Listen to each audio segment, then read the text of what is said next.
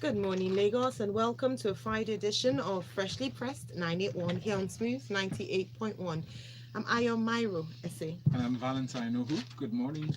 And today we analyze the newspaper headline stories. In case you miss our 6:30 broadcast, that's when we present to you the first set of headlines and then we give you analysis at 7:30. To join us this morning, we have Tunde Okufi. Morning, Tunde. Morning, Naya. Morning, Valentine. Good morning to you. Tunde's at Big Coops on Twitter. We also have Waji. Morning, Waji. Morning, Aya. Morning, Valentine. Hey, Tunde. And good morning, Lagos. Good to have you on the show. Waji is at the corporate MC on Twitter. The corporate is with a K. Now, here's how you can be a part of the show.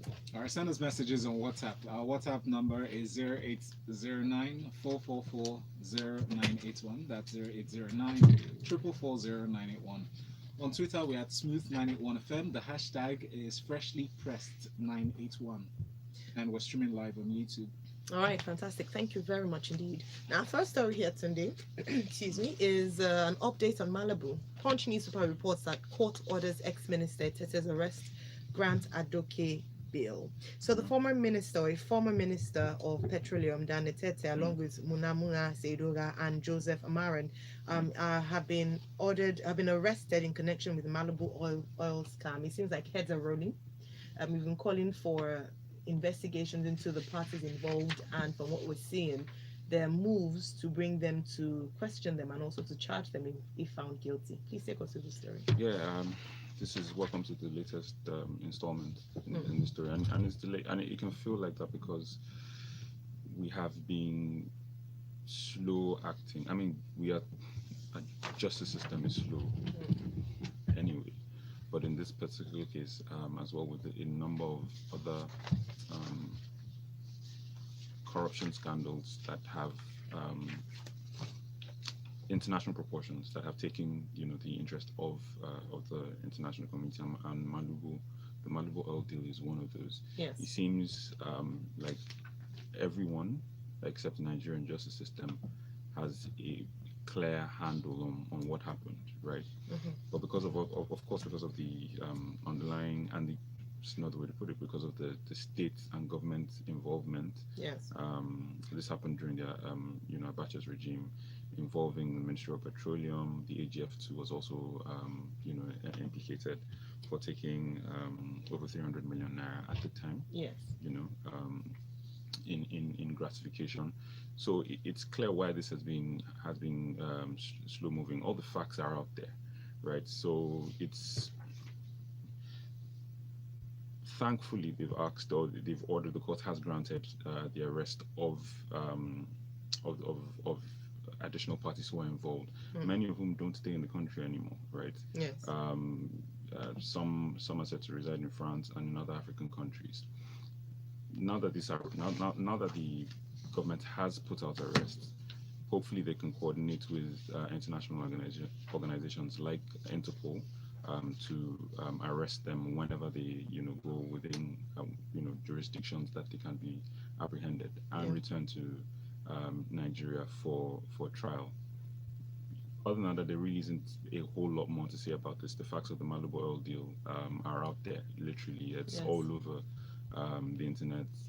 Global reputable news agencies have carried this for years. It's just a case of action on the part and real action on the part of Nigeria. And if we want to show or prove to the international community that we turned a leaf in how we transact and how we do business, then we need to deal with issues like this. All right, thank you very much, Tunde. And again, like you mentioned, this is just an update. We haven't gotten to the conclusion yet. The Marabou Oil Transaction started in 1998 when the military administration of Sani Abacha came up with a policy of encouraging indigenous participation in the upstream sector of the oil and gas industry. So 22 years. Yeah, look, if we're going to, it was a rent-seeking arrangement or structure. Yes. People, and it speaks to this whole, when the presidency awards oil blocks to individuals who don't have the means to execute it, right? So what happened at the time is the officials that shouldn't, the Ministry of Petroleum and the AGF, create a shell company with ownership that is shrouded, right? They buy this oil block and they sell it on to Shell, sell it on to Ajib. That's why Ajib and Shell are co-defendants in Yes. this, because it's like the culpable Yes. in this dodgy arrangement. Yeah. Isn't it similar to the power situation? Ceding rights to own, set up distribution companies. Exactly. Yeah. It's All very right. similar. Thank you very much. Indeed, we will see if indeed at the end of it all it will be returned to the federal government. But it's a case that's long drawn, and I wonder when we'll see the end to this. But let's move on to our next story. Security has been on the top burner this week for obvious reasons, and rightfully so, Waji. And on today's report from the Premium Times, we have that that weapons used in Nigeria killings also used by Al Qaeda in Mali. This report was a study done by a London-based research group, and a few revelations have come out of this. One of which is where some of these weapons might be coming from. This week, we had we discussed a story whereby there was a call to the president to reveal who was supplying weapons. Why don't you please take us through this report? All right. So you captured it perfectly. It's a report that was put together by a London-based company called CAR, which is the Conflict Armament Research. Okay. Mhm. And what they did was to more or less analyze, and I'm going to just assume that they did this through research of ballistic prints Yeah. and ballistic signatures that you find in weapons, bullets, residue that comes out from special weapons, Yes. the way that the serial numbers are sorted off of the weapons and everything else, to indicate some of the patterns that you see supplied to Al Qaeda also coming into Nigeria. And this is a big, big problem, because it lets us know that within a particular region there is an arms deal trade going on True. that has been approved and is being coordinated by particular individuals who are benefiting from it for the purpose of mass destruction and killing of people. And it's quite sad when you begin to think about it, because it lets you know a few things. Number one, that we have very, very porous borders. Yes. Number two, that there is a big security concern. And number three, it beckons the argument about how our security apparatus is set up from a national point of view, and whether or not we should revisit these conversations around having regional security. Because if regional people are securing those particular locations, they have a tighter grip on intelligence happening. These individuals know how these things are coming in and out of the regions, because in order for the CAR, the Center of Armament Research, to be able to get this data, they conducted these surveys in these northern states, in the Sahel region, to get this data. So they're speaking to people who have the particular intelligence and are revealing this information. So for me, it's a big, big problem, and it's something that we need to think about, because when you look at the sheer number of Nigerians who have died over the last 4 or 5 years, specifically relating to violence in the northern parts of Nigeria, especially the clashes between farmers and herdsmen and other people, it's about 7,000 people. And it's quite alarming and shocking when you now begin to think about it. And also, when you look at the impact that the environment is having that's causing these issues, especially during the Harmattan season, Yes. where you're having arid, dry situations in the northern parts of Nigeria, and the deserts encroaching into the northern parts of Nigeria, it's now forcing the herdsmen into the farming regions, which is located in the middle belt, which is what's causing these clashes. Yes. And you see, we're ignoring these conversations. We're ignoring these conversations as to what these root causes are. People are not just waking up for sentimental, religious, or political reasons and killing people. They're being forced out of their homelands, and because there's not enough education, there's no understanding that you're encroaching on other people's territory.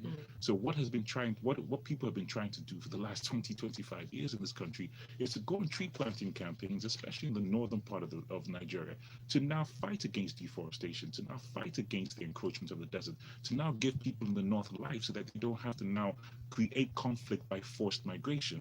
So you see, when you now look at the totality of all these issues, and an individual who has ill intentions will take advantage Yes. of the poor security, will take advantage of the lack of concern by the government to combat desert encroachment, will take advantage of just the general lackadaisical attitude we have towards tackling the root cause of these issues.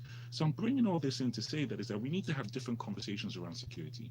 We need to have different conversations around the issues that are forcing the herdsmen to go into the farming regions of Nigeria, and why these conflicts are happening. Because it's when we now begin to have these conversations, we now inadvertently tackle the security concerns in Nigeria. So we should not look at it from a security point of view. What is happening is an outlay, is like a fallout of the root cause issues that we're seeing, and that's what needs to happen. Thank you so much. I'm really glad that you not just touched on the main part, which is where the arms are coming from, but all the second part of the report, which is key and something that we don't actually address often when we talk about the herdsmen clashes with It's all local. forced migration by Absolutely. climate change. That's it. And because we're not talking about it, we're not finding a solution to it. So we're just dealing with the There surface, you go, Ivan. we're dealing with the outcome, we're not dealing with the root cause. And if we don't, and we've heard a lot of environmentalists talk about this, but it's quickly put away and we're just attacking, but what's going I'm on? just going to do a shameless plug. So there's a very, very fantastic organization called Friends Against Desert Encroachment. It was actually started by my father 20 years ago. And this was the number one thing that he predicted in the year 2000. I was with him when he launched his book in Washington, D.C., London, England, here in Nigeria, and South Africa, speaking specifically that if we do not tackle desert encroachment in northern Nigeria, it is going to create armed conflict. This was before Boko Haram. This was before any other group that came in, because forced migration, if you look at any study done anywhere from any benchmark, forced migration is one of the number one reasons you have regional conflicts anywhere on the planet. So I encourage people to check out Fight Against Desert Encroachment to now begin to have a deep understanding of what these issues are. I Brilliant, pray, thank you. I pray those in authority, see this as a call to wake up to providing solutions, not for the short term, Yes. but the It long has to term. be long term. Like I said, I in my lifetime, I experienced this 20. I was part of it 20 years ago, and I'm not an old man, so I'm telling you that this is something that we've been talking about it for way too long. Yeah. Something else that should raise concern, looking at health. Daily Times reports that Lassa fever, council cautions against consuming soaked gari. We know how we love soaked gari. A few points that they made, really important things, and I like that the environmental health officials, especially Environmental Health Officials Registration Council, are coming up to advise Nigerians and create some sort of awareness to this. Is they're advising Nigerians to desist from consuming soaked gari so as to avoid Lassa fever infection. Please take us through the story, Tunde, especially highlighting the different ways that this disease could be contracted. Yeah. So especially with ice cubes and Gary and granules. Granules. I've never understood that thing. So, Really? No, I've never had it. Man. Anyways, from the headline alone, it potentially maybe can cause panic for some people, saying that if I take Gary, I'm at risk of taking Lassa fever. No, it is because of how Gary is typically produced and in the entire value chain. So it's about hygiene still, food hygiene in this case, and the storage of food, right? If you leave certain things exposed, it's just like when there was a scourge of salmonella, and this is typically eggs, right? Still carried by rats as well, but it was in the value chain of how the eggs in that case were being produced. So in the value chain, it's actually good advice, but you should understand why it's being given. So it's not like one of those things that go out and say, "Oh, killer beans," that type of thing. You understand why it is. If you look at the way Gary and by extension a bunch of other things are produced, sometimes they're spread out on the road in the sun as part of the production process, and because look, lots of food that arrives on our table still isn't through formal and proper food processing plants. A lot of it is still happening on a subsistence level, being spread on the road, spread in the farms, and it lands on your table. So it is good advice, but they've also gone to explain why. It's about how the food is processed and that it may come in contact with the rats. And if you must have your Gary, reheat it. My grandmother used to do this a lot. If she bought Gary and she set some aside for drinking, she would make sure that it was re-roasted exactly, and then put in a different container.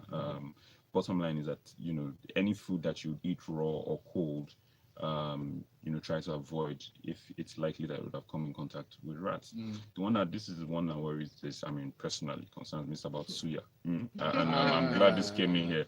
So the suya is warmed, right? So listen up, man. Suya is warmed. Suya is warmed. Obviously that comes time. But what about the yaji they put on it? The pepper. That's the pepper, yes. The pepper, right? You don't warm that. That's put on afterwards. Especially telling the malam, add more. Exactly, add more. Okay, I don't put suya, You but don't still, put- but so that's the thing, because the pepper isn't cooked, and it's like Gary, it's produced, it's processed, it can be exposed, very often, and probably not stored properly within the where you buy the suya and or in the value chain when it arrives at the suya spot. So we really should, maybe in this time also, everyone should just generally be cautious and don't just think it's something that's happening up north as well, because we may not, you'd be surprised that where your yaji and or your Gary is coming from as well, and it can So land down in south. fact, any type of food. Any type of rat food, poop, really. you find rat poop Yeah. randomly. Randomly, yeah. In different foods. Yeah. I mean, And the urine, you can't tell. You really oh, won't see, you know. yes. So it's I mean, Tunde, thank you so much. Yes, thank you. And this is just absolutely masterful because it's, I have all sorts of phobia when it comes to food. Anyone who knows me, I rarely eat at certain places. I'm very funny about how food is prepared for these exact reasons. And the point you made is fantastic, is that we are holding on to traditional African practices of how we prepare food, which is fantastic, but we are ignoring how Africa has evolved, or how Nigeria has evolved with regards to the current environment that we're living in. We are nowhere as clean as we used to be, and that's a cold because we're a lot fact. more. Because we're a lot more, we're in congested areas, we don't have good sanitation practices, but we want to hold on to the traditional ways of preparing food. Whereas we can still do that if we now make sure we tackle the environmental issues that are causing these problems, okay? Or we change the way that we prepare food. And shout out to the roadside vendors who sell food. We know you're listening, but please just observe caution. And this general advice is going to you as well. In your kitchen or where you're selling food, you must wash your plates, especially those that have stayed overnight. Yes. We know we have Always our plates drying up on the racks. Not just people who sell food on the roadside, Even for our at homes as well, in the kitchen. You wash and rinse your spoons and plates and pots, especially with hot water before you use them again. I try to do it as often as possible. We do this at home. Each time I bring up my cutlery, I want to rinse it again. No, Hold on. When you're washing, this is old trick. Just take a cap of bleach. When you put it in if you put it in the basin, whatever you're going to use to wash, just drop it in there. Use your protective gloves. That will kill anything instantly. Trust me, I've been doing it for a very long time. Best way to disinfect, just a cap. All right, thank you so much. I think this is really important. It is. I mean, just sorry, one last thing.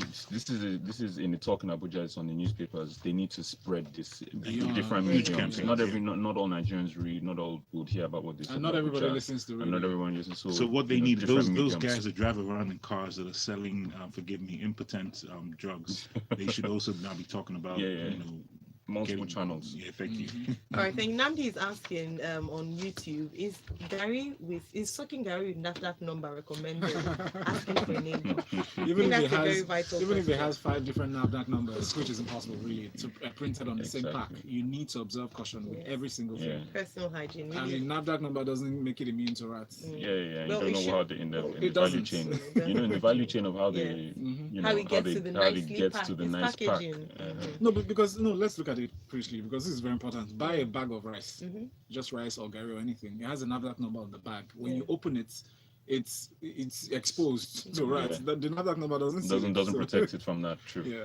All right, thank you. So from one condition to another, quite unfortunate, but yes, we need to talk about coronavirus regime. Lagos quarantine Chinese returnees. WHO declares emergency. We have from this report in the Punch newspaper that the Lagos state government is working with the Chinese or the China embassy in Nigeria, and there's going to be a quarantine on all Chinese returning to Lagos from their country to prevent the outbreak of coronavirus.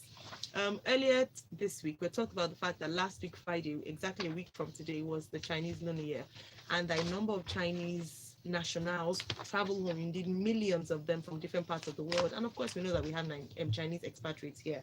It's good news. Read what the updates on this. So please, Wadi, take us through what they're going to do. All right. So let me just say something. When Patrick Sawyer, I can't remember his name, first came to Nigeria and the Ebola crisis hit, I panicked, and my immediate thinking, and I even remember then, telling my wife that we need to bounce, because I have absolutely no confidence that we even have the capabilities or tools to handle such a crisis.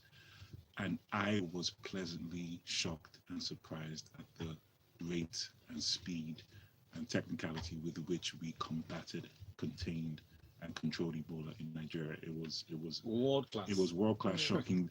The playbook was written from Nigeria to go take care of every other part in the world. The case studies that were written, the movies that have been done, it's ridiculous what we did, and it's oftentimes not celebrated or not spoken enough. So I'm saying that to say that I have every confidence that we know what to do, given that it wasn't that long ago, and that playbook is still in place. And this is step number one. This is step number one in the right direction that other countries are not even doing. Is, do you know what put people straight into quarantine? Let's not even have a debate. The only thing that they did not mention which we just need to track, is making sure that Nigerians also who are coming from those regions are quarantined. So let's not just quarantine Chinese nationals, but also people who, because Nigerians oftentimes apply that particular route. So I have every confidence that we have the apparatuses in place to handle this. Given that I saw what we did with Ebola and just our culture around it. So kudos to the Ministry of Health and kudos to Lagos State and to all the different agencies that work hand in hand together. There are also a few agencies that are in place that have geo-tracking sites that are able to now coordinate dispatch services to regions where you have minimal breaks and everything else. So, like I said, I'm very confident that this is one thing I know we know how to do. So, kudos to the Nigerian government on this one. Brilliant. Just to mention that they will be quarantined for a period of 10 to 14 days, which is the standard time to monitor. In their houses, hostels, and accommodations. Now, many of us work with some of these people, and we can also be gatekeepers, or we can check these things because we know how it is. Some people might want to flout the conditions. So please, let's also be on the lookout. Sorry, Roger, can I just add that I went to the website beijing.ngembassy.org, which is the website for the Embassy of the Federal Republic of Nigeria in Beijing. There's no mention of coronavirus or travel advisory to Nigerians. On our website in China. Do we ever issue travel advisory? Yeah, so that's a lack. So that's something that we should take care of. Someone raised it up on Twitter and also tagged Mr. Okay, so a travel advisory to Nigerians going to that region. Nigerians living in China, because we're meant to, I mean, that's to protect Nigerians living in that region. All right, so let's take messages now. George from Okota says, "Stop drinking soap gari." So waiting for mango chop. We're not saying you should stop. There's no ban on soap gari. It's just an advisory to be careful. Preserve gari. If you're going to soak the gari, please heat it again. Bengo says, "Can Waji be the official security analyst on Freshly Pressed? He's the only one who intelligently analyzes the security issues of the country without any attachments to political or ethnic sentiments. God bless Waji," he said. Waji for president. Dick Paul says, "Ban on soaked gari." Come on, there's no ban. I think we need to say that really clearly. There's no ban. Just be careful because of Lassa fever that's carried by rodents.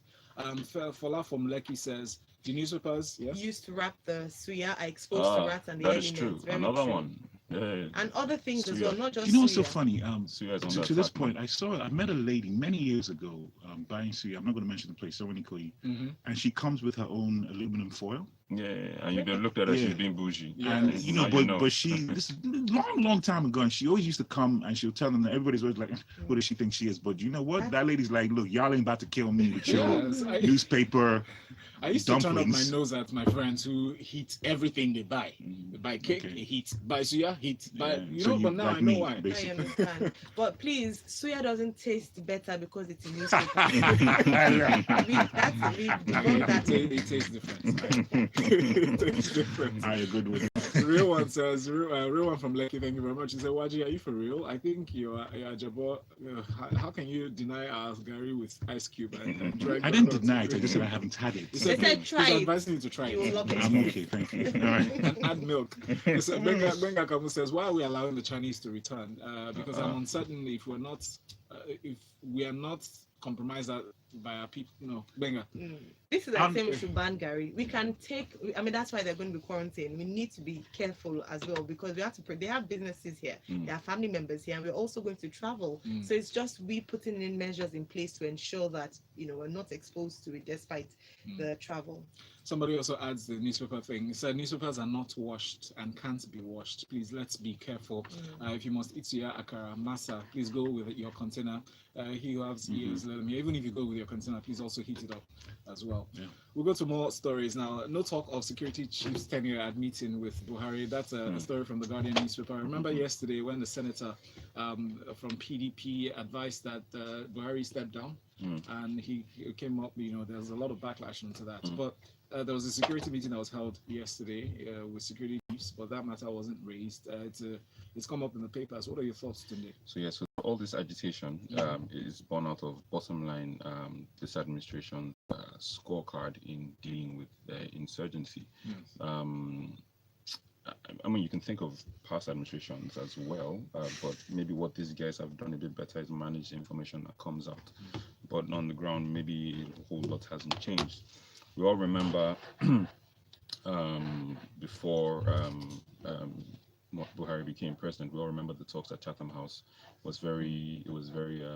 I mean, people should go and look it up. It was very heartwarming to see someone who seemed to have a decisive stance on how to deal with the security issues. Now, if I look at that and I listened to the talk again yesterday, coincidentally, if I listen to that talk and then try to marry it or reconcile it with what the actions that have been taken and what we've seen, it's a bit difficult to reconcile both positions, because much of that hasn't happened.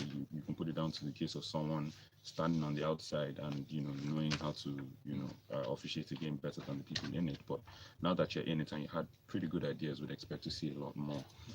Also, when we think about the fact that I mean, a lot of the international support that helped bring Mr. President to power was around their belief and expectation that he'd be able to deal with the security issue. It was not just the expectation of the international community, it was also the expectation of Nigerians who were fed up with the way things seem to be going under Boko Haram. But then we look at the earlier story we spoke about today about the arms, Al-Qaeda, arms that it's like we're in the same value chain for the demand and supply.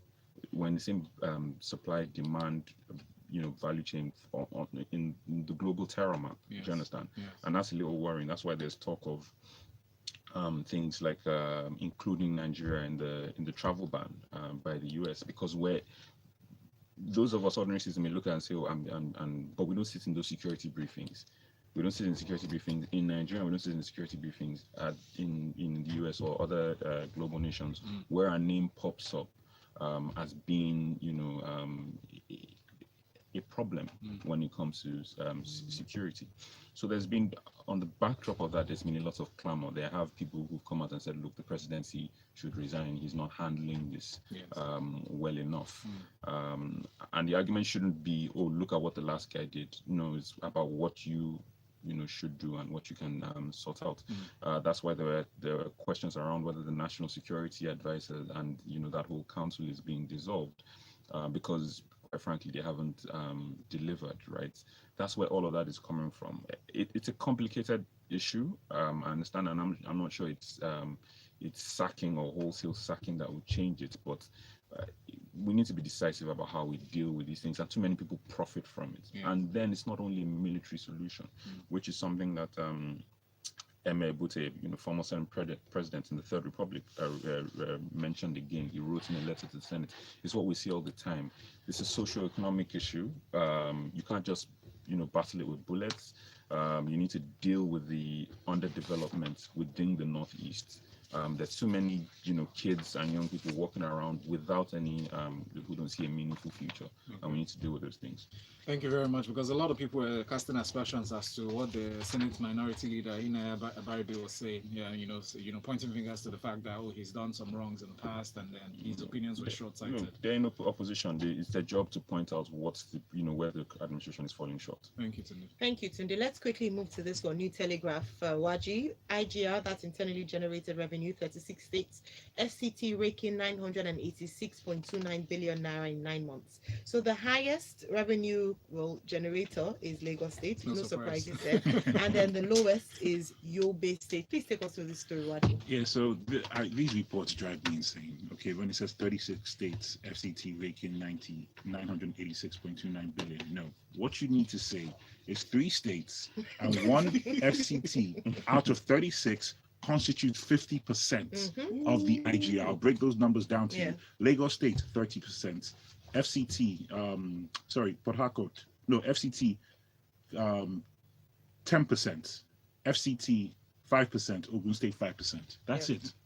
Right across a whole bunch of states. Wow. So until we have a large conversation as to the point and purpose of these states, these numbers will continue to be alarming.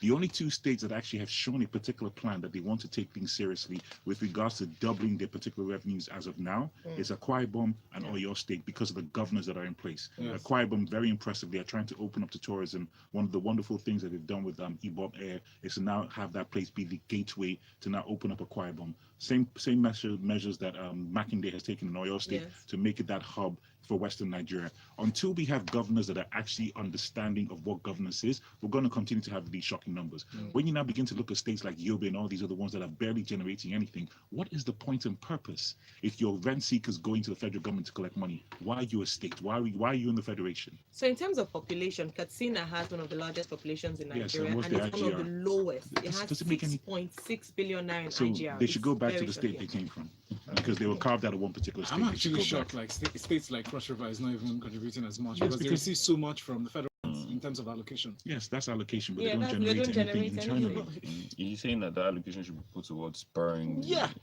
But Because The our government is so allocation- proactive. the allocation Why not? goes- So what did I say? Is the governor that decides what they want to do. The They're just sitting there. allocation goes into paying salaries.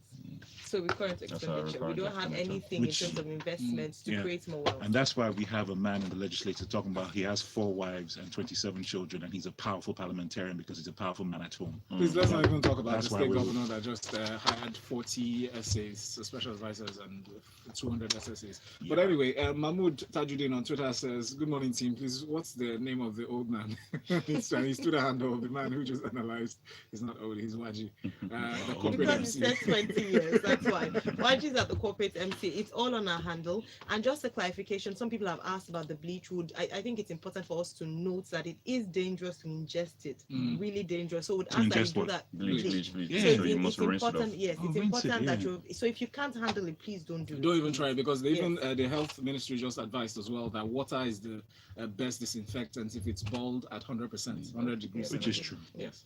All right, thank you very much indeed. Thank you, Tunde at Bikus on Twitter. Thank you very much, Waji, at the corporate MC on Twitter. And a number of people have sent you compliments that they really enjoyed the analysis today. So thank you. So I jumped to the point. All right, Lagos will go on a break, and when we come back at 8:15, it'll be time for us to talk sports in the locker room 981. Stay tuned.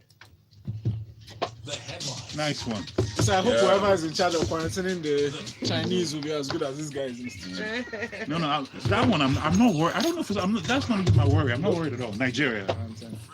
Yeah, no. When that guy Tunde took off to one guy escaped the Ebola thing and went to Port Harcourt. Yes, I And the remember. military went and found him, and then now locked up the whole compound where he Yes. was. Yeah. That's when I knew. Okay, when it comes to Nigeria, is We not. don't joke. We don't joke. Joke.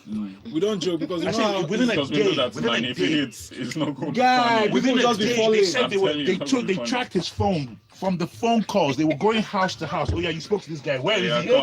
Okay. Wow. Boom, they collected everybody. That time, Nigerian army? I had such faith Wow. in military and the Ah, health no, I setup. don't play. So we're actually capable. yes, we are Nigeria. Just capable. It's just the unfortunate wheel. that- Yeah, it's the will. Yeah. It's just the wheel. And too often agencies are starved of resources and Yes. funding Mhm. because the higher ups just steal the money. That's it. But when Nigerians That's what I'm saying. decide, I mean, all of the stories required a lot of quite a bit of attention. So I mean, I wanted to get to this Which one? this NMPC one. NPC one. Yeah, so nice. Big So story. yes. Even the employment one. Even Yes, the employment. the employment Please one. analyze it well on YouTube, please. All right, cool. So you guys usually give the intro. Anyway, so the Senate has said that that the NMPC has spent over 396 million US dollars, and this is from 2013 to 2015. And it's mind-boggling. And you remember, and again, and this is with this amount and quantum of expenditure, the refineries only output between 15 and 25%, per annum. How many people will continue to persist with imagine your vehicle only work 15% of the time, and you spend maybe close to 70% of your income, your annual income, to run it. It doesn't It's make a any liability. sense. You It's should a just get rid of liability. that Get rid of vehicle. it. Why do we continue to run it? It's a funnel for theft. Bottom line is not. It's like a Jaukuta. This turnaround maintenance that we do and the amounts that we spent on it are mind-boggling. In 10 months alone, we racked up a loss of 123 billion naira. And it's still This year, 10 months back. 10 months. 10 months back, right? And it's still operating. And it is still running. They're still turning the thing around. It really doesn't make any. It doesn't make any sense. Remember, early in Buhari's administration, we all remember that time the NNPC said that they were the ones that are going to import fuel, Yes. right? And they stopped dealing with marketers, and we Yes. had massive, Yes. false scarcity. At that time, I thought maybe they were even serious about maybe fixing the refineries and all that. But when they realized that NNPC can't manage all of that demand, and they allowed marketers in, what's the point in wasting our national resource in turning these things around that are going to return 15% output? It doesn't make any sense. Compare the money that we spent on that 15% output versus paying marketers to bring foil in, and Subsidies. you can see, and subsidies. You can see it's a no-brainer, but we are where we are. We have so many, which is why it's literally people can be in government position for 6 months and their lives change. Yeah. It's because of things like this. I mean, it's ludicrous. Beyond even their statutes and everything. Oh, But look at these employment ones, for instance. Now, EFCC bars married applicants and NECA kicks. Now, they said only unmarried persons can apply to work in the I agency. saw that thing too. I was like, Different "Jeez." recruitment categories: detective assistants, detective inspectors, detective superintendents. Natural reaction would be that, oh, so if you're married, is it a crime? Okay, so without discriminatory. trying to be very objective, you know, for certain security roles, there is a particular level of profiling that you need for that individual to be. Yes. And it's not uncommon that certain, like for example, MI6 or MI5, one of those British agencies, you can't be above 6 foot tall. Okay. Why? Because you stand out. So it's a conspicuous thing. Spies are not meant to be noticeable when they walk in a room. You're actually, so if you're between 5'8", 5'9", you're perfect. The less attractive features you have, the better of a spy you are, because you just kind of blend into a crowd. So maybe for EFCC there is a reason. That's why I don't want to jump the gun and say that it's discriminatory, because for those particular roles, maybe there's a reason they want them to be within that age range and single. Because maybe there's some things they want them to get into, some level of espionage they want them to accumulate, how deep cover they want them to go, because and they don't want you to be compromised if you're married. So without jumping the gun, I just don't want it to be that it's a discriminatory thing. It could be a profile for the role. There's even an age range. You must Same not be thing. more than 25. So it's a profiling thing. Thank you. All right. Thanks, guys. Thank you for watching. Thank All right. you. I mean, can you tell how I mean, many so I don't know can you if- tell how I many don't- people tuning on YouTube? Yes. YouTube.